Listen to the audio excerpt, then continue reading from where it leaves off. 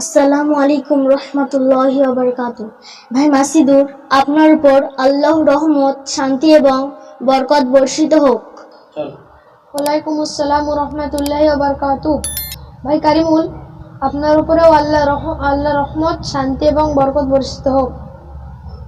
ভাই কারিমুল, সালাম কাকে বলে? কোরআনে কারিমে সূরা নিসা ৮৬ নম্বর আয়াতে আল্লাহ রাব্বুল আলামিন বলেন,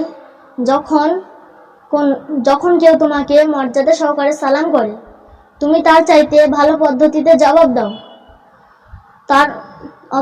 তার মতোই জবাব দাও। আল্লাহ তাআলা সব কিছুর খবর রাখেন।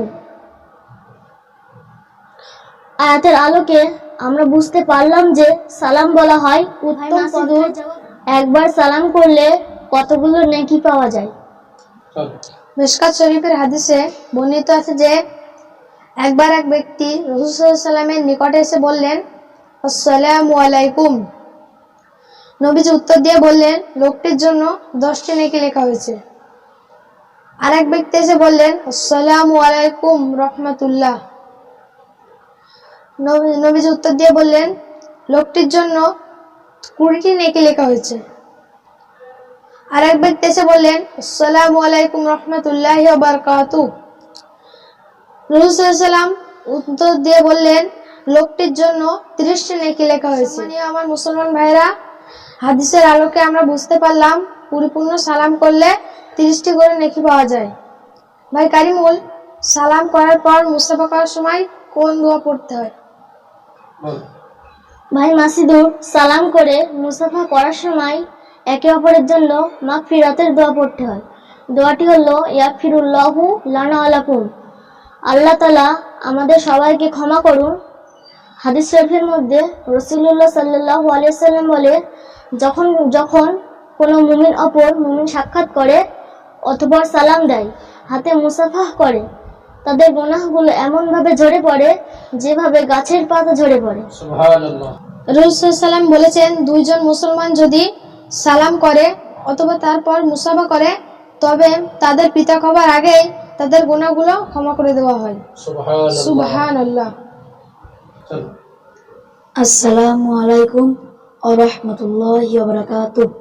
ভাই সাইদুর, আপনার উপর আল্লাহ রাব্বুল আলামিনের রহমত, শান্তি এবং বরকত বর্ষিত হোক।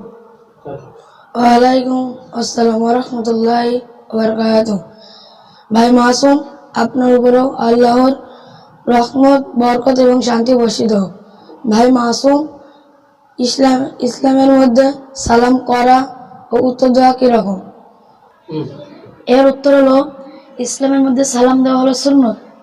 কেননা আবু উমামা হতে হাদিস বর্ণিত, তিনি বলেন, রাসূলুল্লাহ সাল্লাল্লাহু আলাইহি ওয়াসাল্লাম বলেছেন, নিশ্চয় আল্লাহর নিকট ওই ব্যক্তি উত্তম যে মানুষকে আগে সালাম দেয়, কিন্তু সালামের উত্তর দেওয়াটা হলো ওয়াজিব।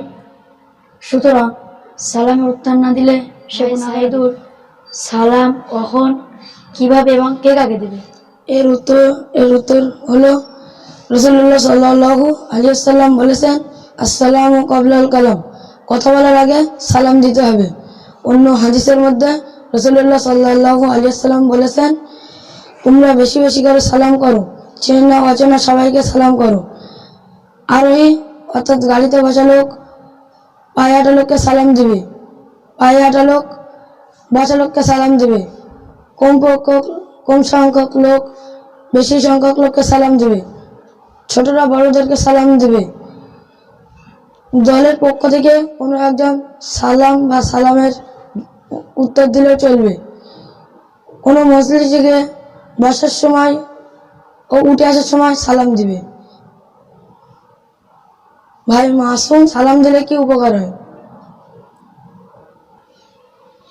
এর উত্তর হলো, সালামের ফজিলত বর্ণনা করতে গিয়ে রাসূলুল্লাহ সাল্লাল্লাহু আলাইহি ওয়াসাল্লাম বলেন, যখন দুজন মুসলমানের মধ্যে সাক্ষাৎ হয় সালাম মুসাফা করে,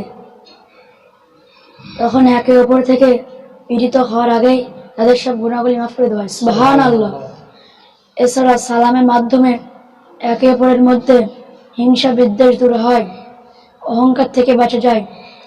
সালামের মাধ্যমে একে অপরের মধ্যে ভালোবাসা ও ও মহব্বত সৃষ্টি হয়। আসসালামু আলাইকুম রহমতুল্লাহ বারকাতুহ।